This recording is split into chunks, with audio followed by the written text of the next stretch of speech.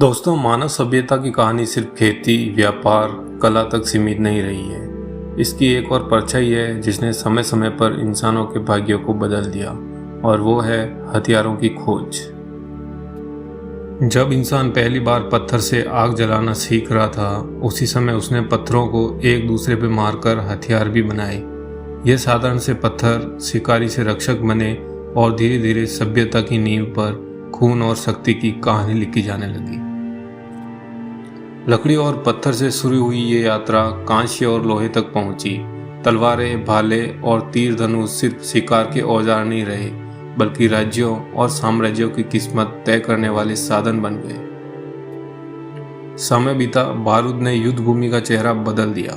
तोपों और बंदूकों की गड़गड़ाहट ने साम्राज्यों को गिराया और नए राजवंश खड़े कर दिए। और जब औद्योगिक क्रांति आई, हथियार अब सिर्फ ताकत नहीं, बल्कि विज्ञान की सबसे घातक खोजों में बदल गए हैं। नमस्कार दोस्तों, आज हम उसी सफर के बारे में बात करेंगे जिसमें मानव ने हथियारों की खोज की, जिससे उनकी पूरी दुनिया ही बदल गई। हाथों में पत्थर से लेकर आकाश में उड़ने वाले मिसाइल तक, हथियारों का सफर मानवता के साथ ही शुरू हुआ। यह सिर्फ हिंसा का साधन नहीं रहा, यह हमारी जरूरतों, डर और शोध का आईना रहा है। सबसे पहले हथियार का विचार शिकार और बचाव से जुड़ा था। इंसान ने जब पत्थरों को काटने और फोड़ने के लिए तेज किनारे बनाना सीखा, वही औजार कभी कभी सामरिक उपयोग के लिए हथियार भी बन गए। प्राचीन पुरातात्विक साक्ष्यों में हमें ऑल्डवान और एक्युलिन जैसे पत्थर के औजार मिलते हैं। यह मिलियन साल पुरानी तकनीकें थी। धीरे धीरे लकड़ी और हड्डियों से भाले बनाना शुरू हुए। कुछ स्थानों पर वे लंबे समय से शिकार के लिए काम आते रहे। सबसे महत्वपूर्ण परिवर्तन तब आया जब इंसान ने औजारों को जोड़ना सीखा। पत्थर को लकड़ी से जोड़कर भाला बनाया। इसने औजार को अधिक खतरनाक और उपयोगी बना दिया। जैसे जैसे शिकार और लड़ाई करने के तरीके बदलते गए, दूरी से लड़ने का महत्व भी बढ़ा। जंगली जानवरों और दुश्मनों से सुरक्षित दूरी से लड़ने की चाह ने भाला फेंकने, स्लिंग और बाद में धनुष बाण को जन्म दिया।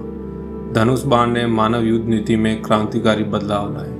कम दूरी पर जोखिम कम हुआ और सटीकता बढ़ी। आखिरकार मानव ने धातुओं को पिघलाना और आकार देना भी सीख लिया। यह परिवर्तन उनके लिए निर्णायक था। तांबे और कांसे के औजार पहले शक्ति और तेजी ला सके, जिससे तलवार, भाला बनाना संभव हुआ। कांस्य युग में राज्य स्तर की सेनाएं और पेशेवर योद्धा उभरे।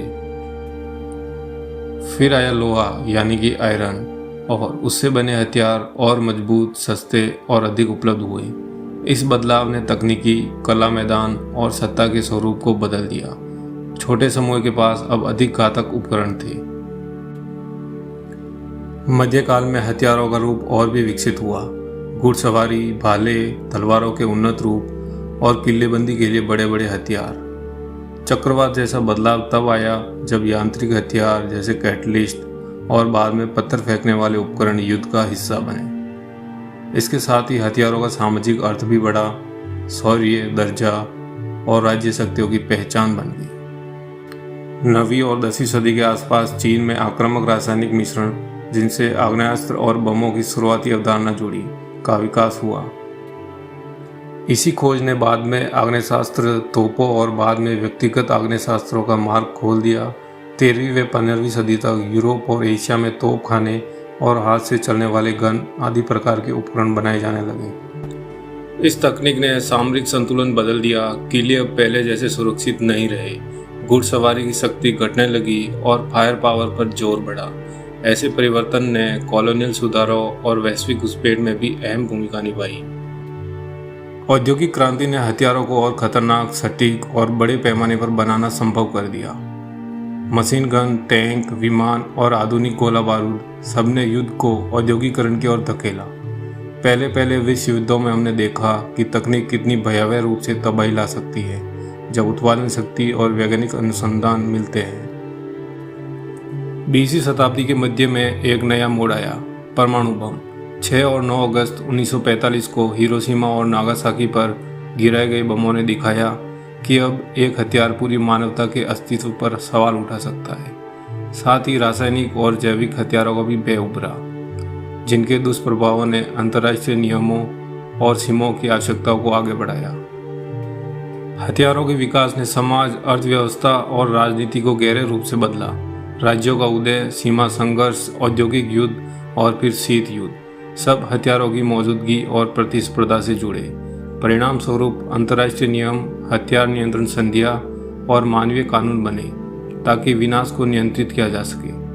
आज के दौर में आर्म्स रेस का स्वरूप बदल गया है। अब केवल संख्या नहीं, तकनीकी सटीकता और सूचना सर्विलांस भी निर्णायक है। हथियार हमारी आविष्कारशीलता का एक पहलू रहे, कभी अस्तित्व बचाने के लिए, कभी सत्ता के विस्तार के लिए और कभी सुरक्षा के बहाने। पर यह इतिहास हमें भी सिखाता है कि हर नई शक्ति के साथ जिम्मेदारी भी आती है।